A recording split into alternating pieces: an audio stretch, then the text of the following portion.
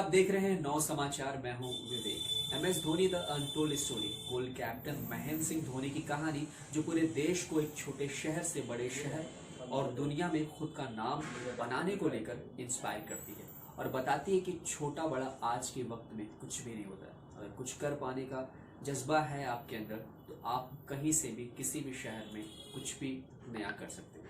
इस मूवी के lead actors Sushant Singh Rajput की यादें अभी लोगों के जहन में आज भी ताजा। एमएस धोनी मूवी के एक और एक्टर ने कल सुसाइड कर लिया। इस मूवी में इन्होंने छोटू का किरदार निभाया था।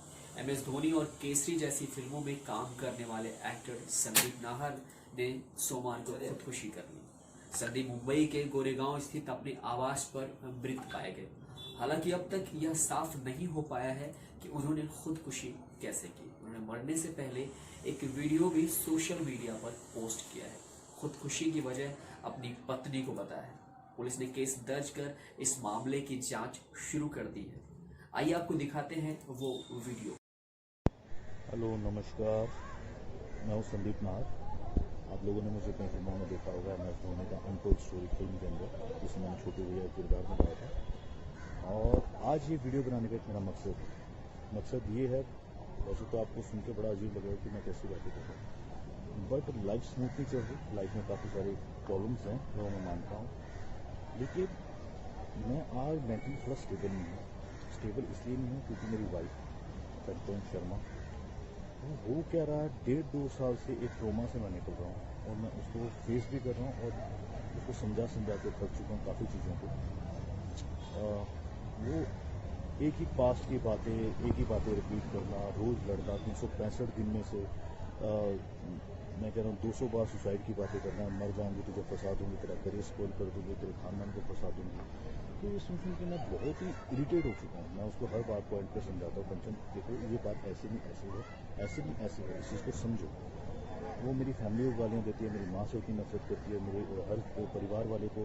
आजकल ऐसा टाइम आ गया कि मैं उनका फ़ोन नहीं उठा पाता इसके सामने। और बहुत सारी चीज़ें हैं, बहुत सारी चीज़ें ख़राब हो चुकी हैं। इतनी ख़राब हो चुकी है कि मैं अब ले नहीं पा रहा हूँ। दिमाग में इतना स्ट्रेस इसने दे दिया है। काम को लेकर यहाँ बॉम्बे में स्ट्रेस होता है, हर चीज़ को लेकर होता है, बट काम का स्ट्रेस फिर भी झेला जा सकता है। बट ये औरत का स्ट्रेस है, ये झेलना बहुत मुश्किल हो चुका है। मुश्किल इसलिए हुआ है कि ये काफ़ी ऐसी बातें मुझे बोल देती है, ऐसी बातें बोल देती है जिसका मेरी लाइफ में बिल्कुल भी कोई वैलिड पॉइंट नहीं। मैं बोल के थक चुका हूँ। ये मेरा नाम किसी से भी जोड़ देती है। मैं 2 साल से इसके साथ हूँ, 24 घंटे हम साथ में रहते हैं। उठना बैठना हर चीज़ें होती हैं, लेकिन ये कहीं ना कहीं शक का कोई इलाज नहीं होता। शक करती है, हर चीज़ पे लड़ती है। और इसका लड़ना नॉर्मल लड़ता नहीं है। ये जैसे साइको होते हैं, मतलब एक होता है शराबी इंसान, जो दारू पीता है और लड़ता है, लेकिन जब उसकी दारू उतर जाती है तो वो नॉर्मल हो जाता है ना।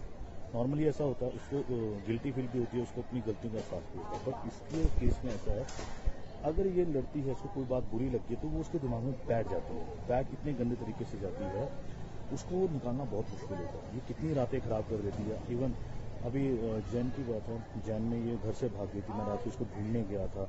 ये ऐसे काम करती है और बहुत सारी बातें होती हैं। कब तक इसका वो करूँ। इसकी मम्मी बहुत साथ देती है। इसकी मम्मी का कहना है कि मैं तेरी ज़िंदगी बर्बाद गई, हर तरह के केसेस बताती है, मैं ये केस हो जाएगा वो। एक्चुअली क्या है, इसकी मम्मी, इनके घर में 2 बहनों की भी लव मैरिज हुई है, तो इसकी मम्मी ने इनके दोनों जीजाओं को भी अंदर करवाया था। अभी वो मेरे को बोलती है, हर बात पे अपनी बेटी को बोलती है जाके पुलिस कंप्लेंट करो। किस बात बुनियाद पे? फेक चीज़ों पे, फेक झूठ बोल के आप केस बना सकते हो। ये क्या बातें हैं? औरत को एटलीस्ट दर्जा दिया गया है किसी चीज़ों का, तो उसका मिसयूज क्यों करते हो? और ये सब बातें कहाँ से आती हैं? आप रिश्ते बनाने चाहते हो या बिगाड़ना चाहते हो? रिश्ता बनाने के लिए आपको ये सब बातें नहीं लानी चाहिए जिंदगी में। अगर रिश्ता आपको अच्छा रखना, आप इसकी मम्मी ऐसी बातें करती है। और ये कंचन भी यही बातें करती है। इवन इसका एक किस्सा हुआ था 2015-16 में। इसका जो एक्स था, जिसके साथ ये 6 साल रही है, मैं इसको किस तरह से इसके कल उस पर इसके ऊपर लांछन नहीं लगा रहा हूँ कि ऐसी थी वैसी। मैं पॉइंट बोल रहा हूँ कि इसने अपने एक्स को भी झूठे केसों में अंदर करवाया। 3-4 महीने वो बेचारा अंदर रह के आया, दिव्या ज्योति उसका नाम था। तो ये सेम पॉइंट मेरे साथ कर रही है। और इसी जिद की वजह से इसने मुझसे शादी की थी उस टाइम पे कि मैं ये कर दूंगी वो। मैंने तरस करके इस पर शादी की। तरस में चलो यार, मुझे लगा सब कोई नहीं है, कर लेता हूँ। आज नहीं, इसकी लाइफ खराब हो जाएगी। बोल रही थी मतलब मर जाऊंगी। पंखे में लटकने की आदत, सुसाइड की बातें करती है।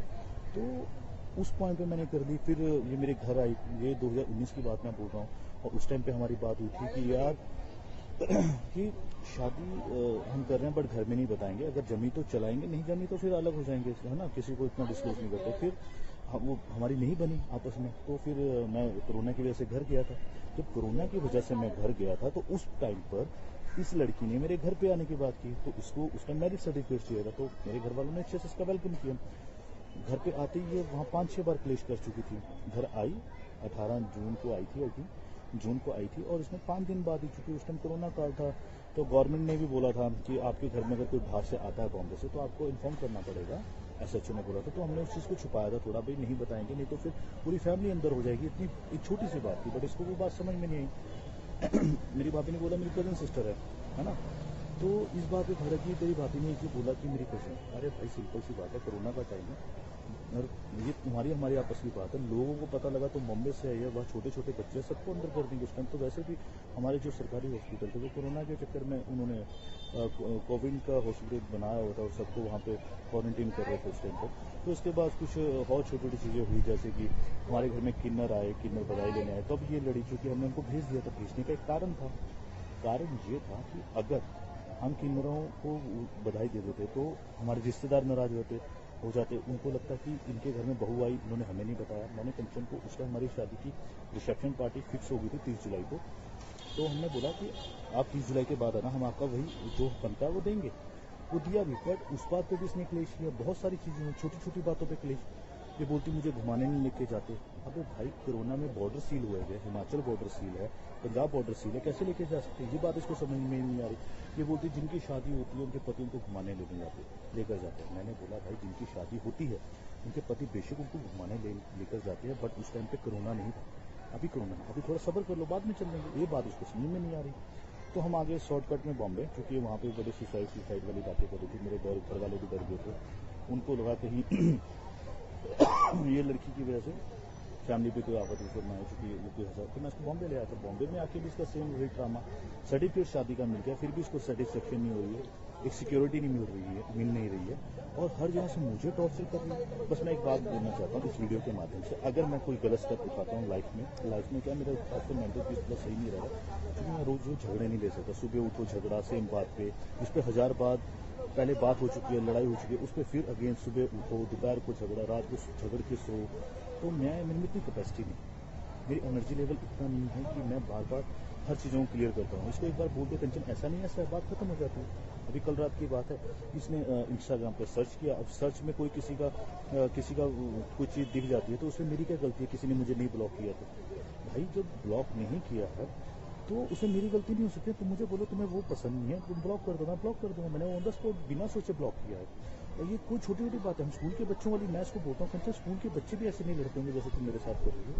तो ये कोई वैलिड प्रूफ नहीं, वैलिड बात नहीं है। आप वो बात बोलो।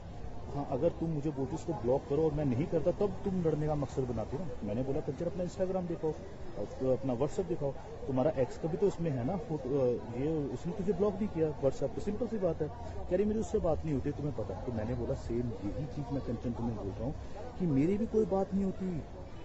इस वीडियो को देखने के बाद सवाल उठता है कि इंडस्ट्री में सुसाइड के मामले क्यों बढ़ रहे हैं। इंडस्ट्री में सफल होने पर भी ऐसा स्टेप उठाना कितना सही या कितना गलत है? क्या ये सुसाइड है या मर्डर? क्या फिर से कोई रिया इस सुसाइड में फंसेगी? क्या फिर से नेपोटिज्म जैसे सवाल बॉलीवुड इंडस्ट्री पे उठेंगे? इन सवालों के जवाब आप हमें कमेंट करके बताएं। वीडियो को लाइक करें और नव समाचार को सब्सक्राइब करें। धन्यवाद।